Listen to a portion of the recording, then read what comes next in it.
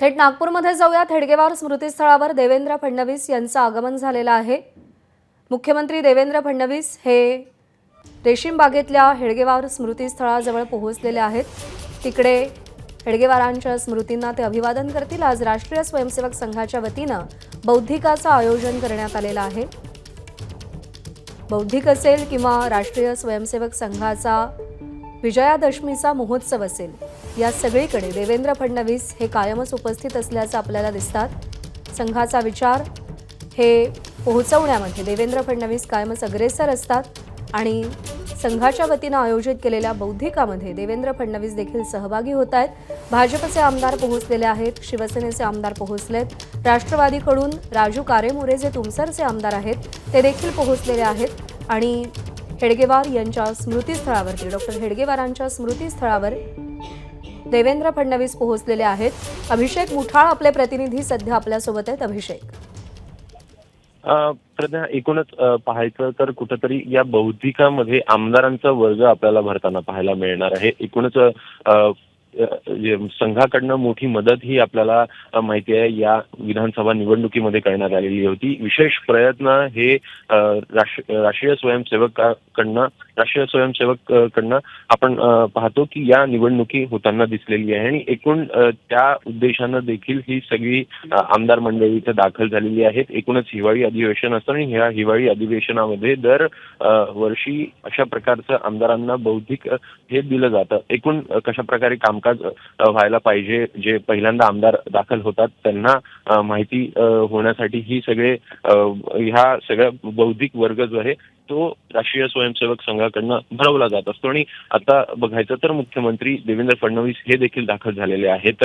भाजप आणि भाजपच्या मित्रपक्षाचे जे आमदार आहेत हे सगळे इथं आपल्याला दाखल झाल्याचे पाहायला मिळत आहेत। एकूणच अपक्ष आमदार असतील किंवा मग मित्रपक्षामध्ये सदाभाऊ खोत असतील, ही सगळी मंडळी इथं आपल्याला दिसत आहेत। राष्ट्रवादीकडनं देखील राष्ट्रवादीचे जे एक आमदार आहेत राजू कारेमोरे हे देखील इथं आता दाखल झालेले आहेत। मात्र इतर जे आमदार आहेत त्यांची उपस्थिती सध्याला तरी इथं आपल्याला पाहायला मिळत नाही आहे।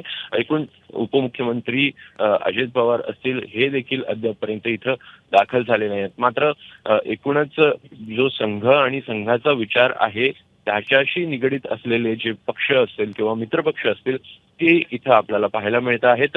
आताच थोड्याच वेळापूर्वी मुख्यमंत्री देवेंद्र फडणवीस यांनी डॉक्टर हेडगेवार यांच्या स्मृतीला वंदन केलं आहे। सोबतच गोळवळकर गुरुजी यांच्या देखील समाधीला देखील अभिवादन केलं आणि आता आपण बघू शकतोय की ते इथं आले आहेत आणि आता एकूण बौद्धिक वर्गासाठी ते देखील दाखल होताना दिसतात। बरोबर आहे। सातत्यानं राष्ट्रीय स्वयंसेवक संघ आणि देवेंद्र फडणवीस यांचं नातं किती दृढ आहे हे महाराष्ट्रानं पाहिलेलं आहे। या निवडणुकीत सुद्धा संघानं सक्रिय सहभाग घेतलेला होता, ज्याचं फलित म्हणजे महायुतीला भरघोस असं बहुमत मिळालं असं अनेक तज्ज्ञांनी सांगितलेलं होतं। सध्या आपण दृश्य पाहतोय, देवेंद्र फडणवीस यांचं स्वागत केलं जात आहे। आज राष्ट्रीय स्वयंसेवक संघाकडून बौद्धिकाचं आयोजन करण्यात आलंय। आपण स्वयंसेवक असल्याचं देवेंद्र फडणवीस सातत्यानं अभिमानानं सांगत असतात। हिंदुत्वाचा विचार आणि प्रसार यासाठी ज्याप्रमाणे संघ कार्य करतो, संघाचा तोच विचार पुढे नेताना देवेंद्र फडणवीस आपल्याला अनेकदा दिसलेले आहेत आणि संघाच्या वतीनं आयोजित केलेल्या बौद्धिक वर्गासाठी देवेंद्र फडणवीस देखील पोहोचलेले आहेत। त्यांचं स्वागत केलं जात आहे, औक्षण केलं जात आहे।